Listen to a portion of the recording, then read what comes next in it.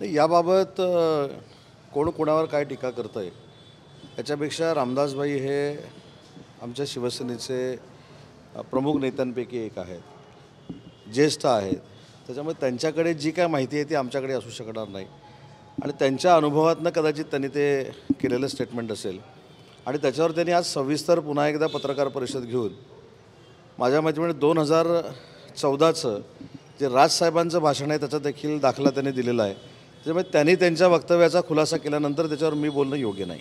पण आज उद्धव ठाकरे पुण्यामध्ये होते, तर पक्ष चिन्हाबाबत आणि पक्षासंदर्भात जे काही सुरू आहे त्यावर त्यांचं असं म्हणणं आहे की पक्ष कोणाचाही ठरवण्याचा अधिकार निवडणूक आयोगाला नाही, शिवसेना पक्ष माझा आहे आणि तो माझाच आहे. बघा, एखादा निर्णय खासदारकीचा निर्णय त्यांच्या बाजूनं लागला, निवडणूक आयोग चांगला आहे. विधानसभेला निकाल त्यांच्या विरोधात गेला, निवडणूक आयोगावर त्यांनी प्रश्नचिन्ह उभं केलं. एखाद्या डिस्ट्रिक्ट कोर्टामध्ये निर्णय त्यांच्या बाजूने लागला, न्यायालय चांगलं आहे. एखाद्या हायकोर्टामध्ये निकाल त्यांच्या विरोधात गेला की न्यायालय चांगलं नाही. त्याच्यामुळं मला असं वाटतं की त्यांनी कुठच्या तरी एका गोष्टीवर पहिलं कन्फर्म एक झालं पाहिजे. त्यांचे नेते एक बोलतात, त्यांचे प्रवक्ते एक बोलतात, ते एक बोलतात. त्याच्यामुळे त्यांच्यामध्ये संभ्रम निर्माण झालेला आहे आणि ज्या पक्षामध्ये संभ्रम निर्माण झालेला आहे त्यांच्याबद्दल आम्ही बोलणं अजिबात योग्य नाही. त्यांचं विधानसभेला काय झालं हे देखील तुम्ही बघितलेलं आहे. आमचा रिझल्ट हा 80पैकी 60 होता, त्यांचा रिझल्ट 100पैकी 20 होता. त्याच्यामुळे आम्ही डिस्टिंक्शननं पास झालो होतो, ते काठावर देखील पास झाले नाहीत. पण एकमेव सकाळी उठल्यापासून माननीय एकनाथ शिंदे साहेबांवर टीका करावी हा त्यांचा एक धंदा बनलेला आहे. परंतु एक त्यांना कळत नाही आहे की जेवढी ते एकनाथ शिंदे साहेबांवर टीका करतील तेवढी शिवसेना जी धनुष्यबाणाची आहे ही जोमानं वाढते. कारण त्या शिवसेनेचा विचार फक्त आणि फक्त हा वंदनीय बाळासाहेबांचा आहे. हे दसरा मेळाव्याच्या निमित्तानं देखील तुम्ही बघितलेलं आहे. ज्या ठिकाणी पूरग्रस्त परिस्थिती होती त्या उत्तर महाराष्ट्र, विदर्भ आणि मराठवाड्यातल्या लोकांना, शिवसैनिकांना मेळाव्याला येऊ नका, तुम्ही तिथल्या लोकांना मदत करा हे सांगणारं नेतृत्व आणि तुम्ही चिखलात या, काही झालं तरी मला तुमच्याशी जबरदस्तीनं बोलायचं आहे असं चिखलात आणणारं कार्यकर्त्यांना एक व्यक्तिमत्व, हे दोन्ही आपण दसरा मेळाव्याला बघितलेलं आहे. पण मुख्यमंत्री पदाचा राजीनामा मला द्यावा लागला याचं वाईट वाटत नाही. मुख्यमंत्रीपद माझ्या स्वप्नात देखील नव्हतं. मात्र आपलीच लोक जर गद्दार निघणार असतील तर त्याला काय अर्थ होता असं देखील ते म्हणते.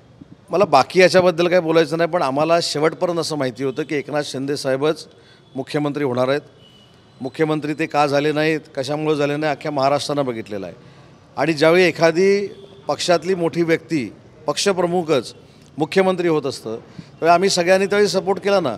परंतु आम्हाला असं सांगण्यात आलेलं होतं की काही दिवसानंतर पुन्हा एकदा आपण ज्या चुका घडलेल्या आहेत या दुरुस्त करू, आपण नॅचरल अलायन्सकडे जाऊ, आपण भाजपबरोबर अलायन्स करू. हे सगळं आम्हाला सांगितल्यामुळं शिंदेसाहेबांच्या नेतृत्वाखाली आम्ही तिथंच थांबलेलो होतो.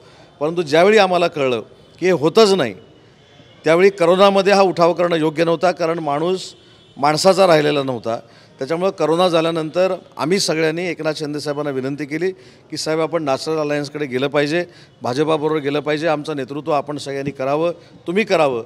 आणि म्हणूनच एकनाथ शिंदेसाहेबांनी हा उठाव केला आणि काँग्रेसच्या मांडीवर ठेवलेला धनुष्यबाण वंदनीय बाळासाहेबांचा हा सन्मानपूर्वक पुन्हा आणण्याचं काम जर कोणी केलं असेल तर ते एकनाथ शिंदेसाहेबांनी केलं.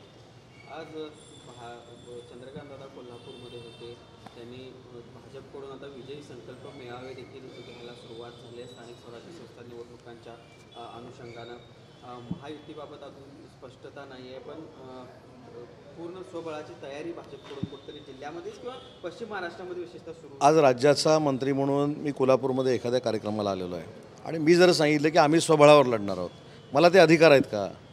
शेवटी हे निर्णय माननीय एकनाथ शिंदेसाहेब हे शिवसेनेमार्फत घेणार आहेत, भाजपामार्फत देवेंद्रजी घेणार आहेत आणि राष्ट्रवादी काँग्रेस पार्टीमार्फत अजितदादा घेणार आहेत. त्याच्यामुळे मी मंत्री आहे, मी माझ्या कार्यकर्त्यांचं, शिवसैनिकांचं मनोबल वाढवण्यासाठी स्वबळाचं जरी बोललो तरी मी आत्मचिंतन केलं पाहिजे. मी दुसऱ्या कोणाला सांगत नाही, मी स्वतः आत्मचिंतन केलं पाहिजे की युतीवर बोलण्याचा अधिकार मला आहे का, युती करण्याचा अधिकार मला आहे का.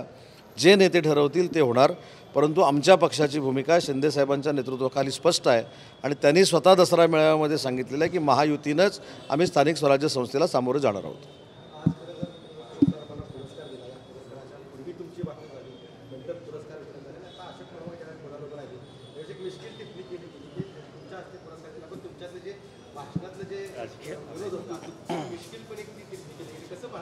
नाही नाही, मला असं वाटतं की असे कार्यक्रम वारंवार झाले पाहिजेत.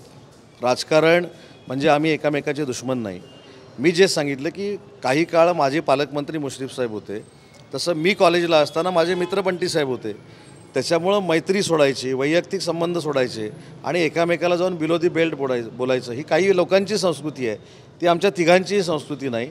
कदाचित मी कॉलेजला कोल्हापूरमध्ये होतो म्हणून छत्रपती शाहू महाराज यांचा जो कोल्हापूरचा संस्कार आहे तो आम्ही पाळत असू. पण सगळंच राजकारण खालच्या पातळीवर जाऊन करायचं हे योग्य नाही आणि म्हणून जो कार्यक्रम आहे तसं वागलं पाहिजे. अशोक सराफ साहेबांच्या कार्यक्रमाला यायचं आणि गंभीर काहीतरी बोलून जायचं, युती होणार नाही, युती होणार आहे, काय अर्थ आहे त्याला? त्याच्यामुळं अशोक सराफ साहेबांच्या कार्यक्रमाला त्याच पठडीतली भाषणं झाली पाहिजेत. म्हणून आम्ही खेळीमेळीच्या वातावरणामध्ये बोललो. त्याच्यामध्ये मला बंटी साहेबांनी कानात जे सांगितलं ते अतिशय महत्त्वाचं आहे. त्यांनी हे सांगितलं की उद्या अशा पद्धतीचे कार्यक्रम हे वारंवार झाले पाहिजेत. एक वेगळा राजकीय संदेश लोकांपर्यंत गेला पाहिजे की राजकीय लोक देखील मिळून मिसळून राहतात. आता हल्ली तुम्ही बघितलं आहे, सकाळी उठल्यापासून शिव्या घालायच्या, ही काय राजकीय संस्कृती नाही. म्हणून मी इथं उल्लेख केला की स्वर्गीय यशवंतराव चव्हाण साहेबांनी जो वारसा आम्हाला दिला आहे सांस्कृतिक चळवळ जपण्याचा आणि छत्रपती शाहू महाराजांचा जो वारसा आहे तो आम्ही जपतो आहे आणि त्याची पोचपावती सर्टिफिकेट आम्हाला अशोक मामांनी दिलं.